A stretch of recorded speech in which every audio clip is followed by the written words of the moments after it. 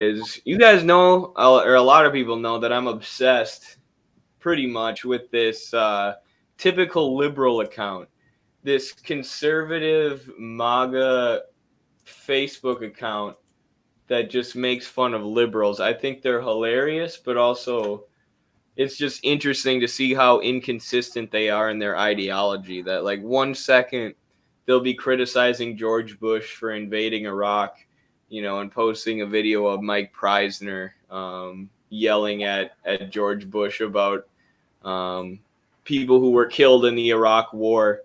And Mike Preisner is obviously one of the founders of PSL, the Party for Socialism and Liberation. And then, the next day, this typical liberal account will post something like this, the video that we're about to watch. And it's like, how can you be so close yet so far? But of course, it's because they don't analyze things by class all the time. When they do, it's by accident. So this is, for the most part, this account has been anti-monarchy, like anti-Queen Elizabeth, anti-royalty, whatever. But now, because it suits their agenda and because they can be anti-CNN and, be slightly racist, they've decided to become pro-monarchy in this video, which is interesting. But yeah, this video is pretty ridiculous. Do you have anything to say about it before we watch it, Carlos? You've seen it or seen part of it, right? Yeah, I think I saw Breakthrough News shared a clip of it yesterday, and I got to see it. It was hard to see, to say the least, especially since it went basically unchallenged by the CNN anchor who's doing the interview. But what you mentioned about the incoherence of the stuff that they post, philosophically, that's one of the things that we have to realize that, I mean, I don't know who runs this account. I don't know if it's a working class person or like, a pundit or something, but um, the working masses, the mass of people don't have ideological coherence, right? Not all of their beliefs are going to make sense. They're going to have a bunch of beliefs that are contradictory, and through that tension, you have to work. You have to work through it, and you can only work through it successfully and reorient them towards socialism if you study concretely what it is that the masses believe. What's how is their common sense oriented? And I think that the essence of the matter is getting the points where there's agreement, getting the points where there's enough ambiguity to shift them towards socialism, and working from there to build some form of ideological coherence that's in line with a socialist counter-hegemonic project. Yeah, and hopefully that's what we can do here in breaking down this video, is point out where it's wrong. And, like you said, the most frustrating part is that it goes unchallenged by Don Lemon. And I think we can also point out why Don Lemon and the liberals are not able to challenge this narrative from Right. the British monarchy. So, without further ado, I'll mute myself and we can watch this. Let me know how the volume is. People in the chat, please, please, please. If you can't hear it or whatever, let me know.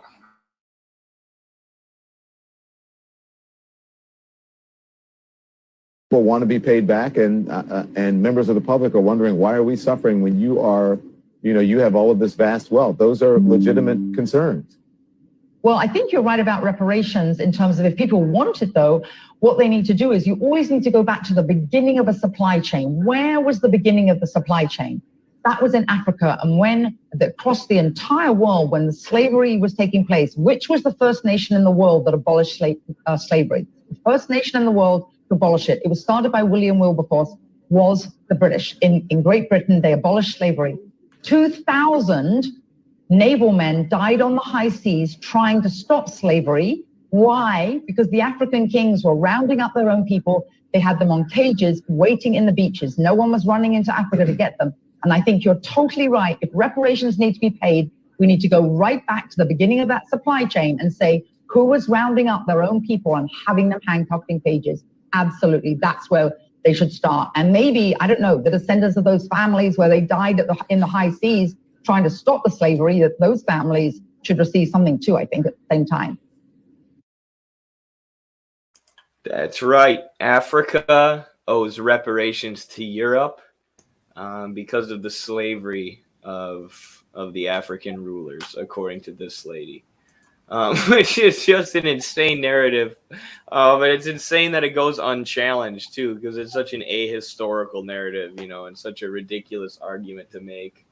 The idea that Africa should pay reparations to Britain, who enslaved people and kidnapped people from Africa for years and years and years and years, using slavery, as well as pillaging Africa's resources.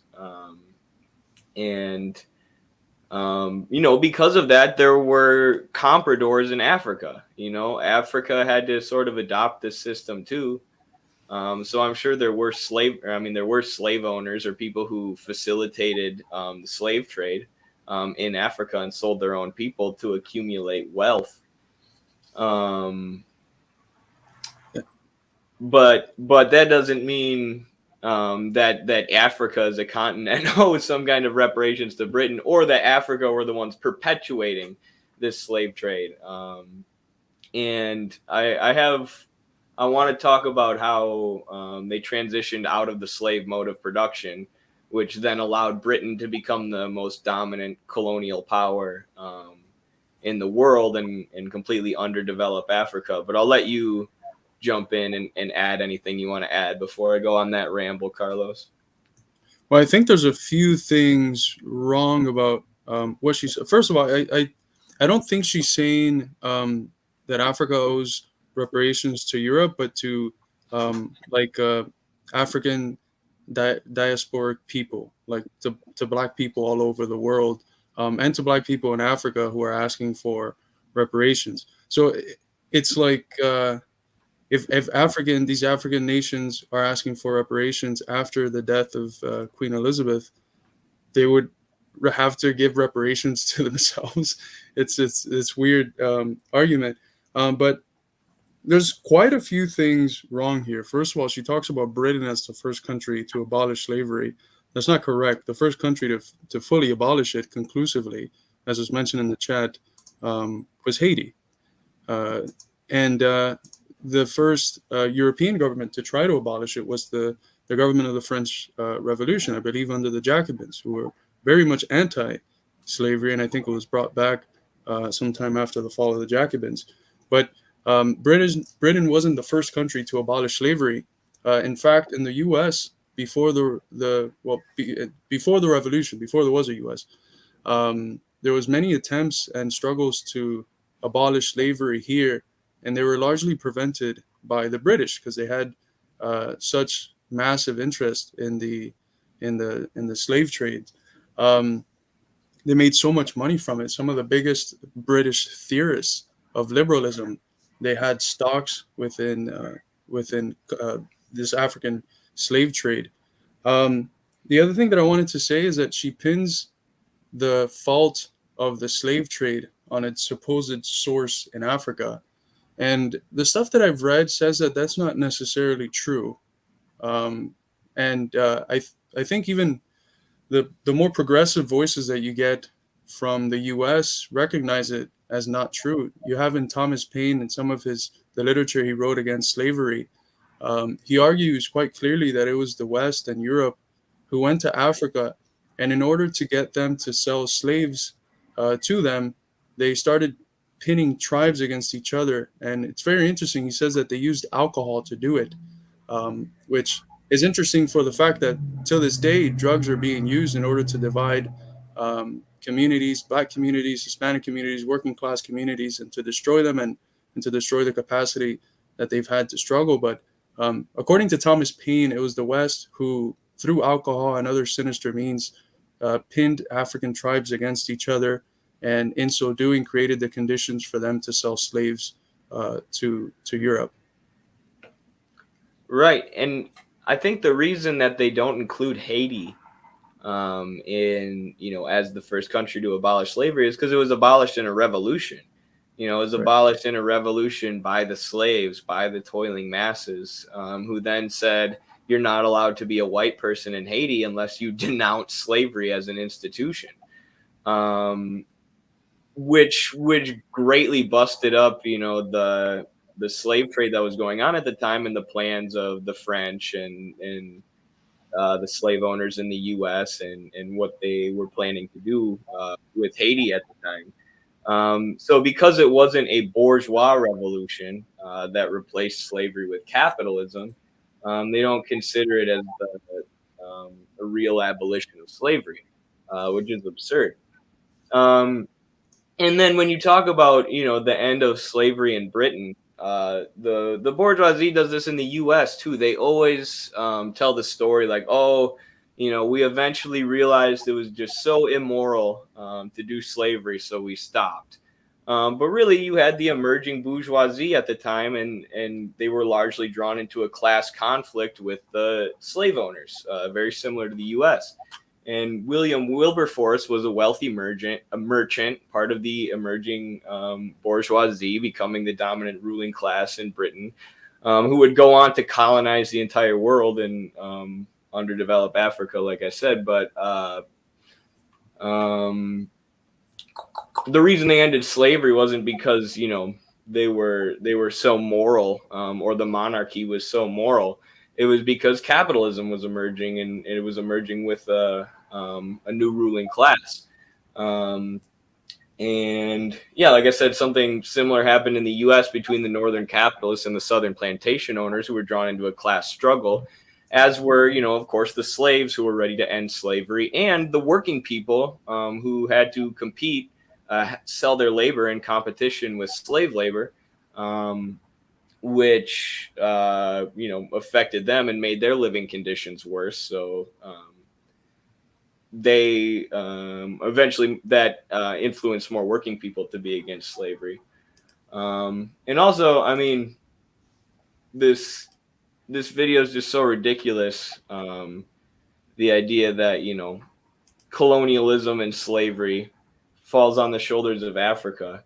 When you look at the amount of wealth that Europe has stolen from Africa, and the way that the borders of Africa are still to this day divided up randomly, carved up randomly, because colonialists in Europe just divided it up by whatever was convenient, and wherever the resources they wanted were at.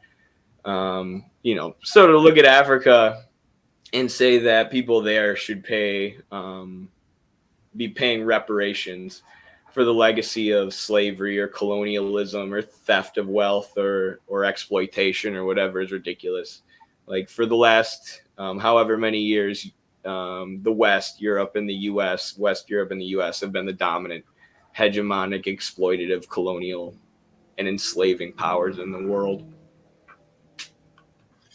Right. A lot of the activities, especially after the beginning of the slave trade, a lot of the activities that's grounding the ability for the European proletariat to work is grounded in the slave trade, right? As you've done in your studies, you showed the connection of the southern cotton economy to British manufacturing. So that always has to be kept in mind. It's absurd to talk about reparations without not having the center of that discourse be what does these former colonizing countries owe to the third world, or even to the proletariat at home, right? Both the proletariat from oppressed and marginalized community, but the proletariat in general. What's owed to all the people that have been exploited and oppressed for this great wealth to be developed in the hands of a very few amount of people. But you mentioned something about morality. One of the things that liberal theorists today, especially the ones that love sort of equalizing, they love equating communism to fascism or to Nazism through the concept of totalitarianism. People like Hannah Arendt, one of the things they love to do is this historical revisionism, which looks back at the tradition of liberalism and what liberalism objectively did, which was largely a genocide of the native peoples, the Aboriginal peoples, and the enslavement of African peoples. It looks back and it, in order to justify those activities, says that those were the prevalent ideas at the time. They're wrong, but we only know them now as wrong. At the time, it was assumed that these weren't fully human people, and that discourse is completely wrong. Someone mentioned in the chat Domenico Lasordo. I highly recommend Domenico Lasordo's book, Liberalism and Counter History, is back here. It shows how that's fully BS. Liberalism knew well what it was doing, and it's born with the twin birth of, on one side, criticizing um, absolutism, the absolutism of the feudal order, and that critique is always grounded on the fact that feudal political structures presented fetters to the accumulation of capital. Remember that freedom and liberty for these liberals is always tied to capital and to private property, and it's very explicitly that's very explicitly the case. If you look at like Locke's work, which is the sort of archetype for the philosophy that comes to set the ground for both the Glorious Revolution in England and the American Revolution. If you look at the groundwork of what the government should protect, the sole reason why a government should exist is to protect private property, right? So you have this twin birth with liberalism of, on the one side, a critique of feudal absolutism, which objectively, from the Marxist position, regardless of what you think about it normatively, it moves history forward because it removes some of these feudal prejudices. But on the other side, it's conjoined as part of a twin birth with this absolute dehumanization of indigenous people and of African people in order to allow the genocide to take place and the process of enslavement to take place. But what's always recognized is that regardless of how much the literature tried to dehumanize, you can tell in the interactions that they had with each other and with these oppressed groups that there was never really the acceptance of them as something less than human, right? If you think that a black person you have enslaved is less than human, you don't have sex with them. You don't go around having raping animals, right? I mean, there's a very small amount of people that do, but you do that to humans. They were very clearly cognizant of the fact that what they were doing to human beings, and that it was immoral. And you see that in the fact that when the American Civil War was taking place, and the rebels were criticizing the power, the absolutist power of the crown, they were both telling each other how hypocritical they were, and the hypocrisy was grounded on slavery. The British would tell the Americans, look at you talk about absolute power, but you have the most extreme form of absolute power in the form of slavery in your country. And then the Americans would turn around and say, who brought the slaves here and who promoted the slave trade? It was you. So in terms of morality, they knew very well what they were doing, and that the people they were doing that to were human beings. That's interesting. That's there's a point that Baptiste makes in the book, The Half Has Never Been Told, which is what I based a lot of my research on, and talking about how the slave trade was, essential in the birth and original growth of capitalism in Europe and the US. But he makes a big point of that, they tried to treat slaves like a commodity, and technically that's the difference between slavery and capitalism, is slavery tries to commodify the person, versus capitalism commodifies their labor. But there were so many different ways that the slaves were able to hang on to their humanity even when they were in the worst of conditions. And I didn't write about this a lot in my work because I focus more on the economic analysis, but there's a really good pretty much every chapter of that book details something that the slaves were doing to maintain their humanity, and continue to have hope, and struggle on. So even in a system that's meant to commodify human beings, they were unable to. And then Baptiste also writes a lot about the vast sexual abuse and sexualization of the slaves that was going on pretty much every plantation, including like some of the founding fathers we know now had children that were hidden away that they had with their slaves. So yeah, a system that tries to commodify people is entirely inhuman, but it's unable to commodify people in that sense. Right. Yeah. And in almost every plantation, there was these rooms, because reproduction was such a central, played such a central factor in the slave economy, because what's obviously reproduced are more commodities, right? When women have a new kid, it's a new slave, a new worker, a new commodity. Um, they almost every, or if not every plantation had these rooms that they would use, when they would sell off the kid of the mother, because the mother would spend, weeks on end crying about being detached from her child. And in order for the people that were in the house, to not hear that and be affected by it, they would create these isolated rooms somewhat far away from the main home in order to lock, the black woman up there, let them cry, and when they got over it, quote unquote, they would let them out. So you look at the sort of things that they did in order to push the pain farther and farther away from the people that were inflicting it, and you can see by those activities and the things that they used to do that, that they knew that they were doing that to human beings, right? You wouldn't feel as, today we do it to animals and you don't feel as uncomfortable, but it's a human mother that is crying when her baby's being taken away. That's something that's very deep and that affects everyone, but it affects people precisely because you're aware that it is a human mother, right? To this day, we do it to like cows, right? We do it to animals, and barely anyone gives a shit.